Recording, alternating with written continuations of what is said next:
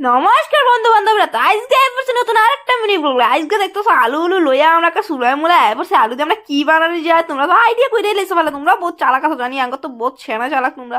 তো বুঝিয়ে লেছো আলু দিয়ে আজকে আমরা বানাবো পরোটা, আলুকে পরোটা। তো বানাইবো, বানানি লেগে দেখতে লেছো তাও সব বয়া দিতে দেবো, পিঁয়াজ টিজ এই বড় বড় করে দিয়েছে, একটা পরোটাতে চোখ বানাইছে, কানা করে দিয়েছে পরোটার অবস্থা।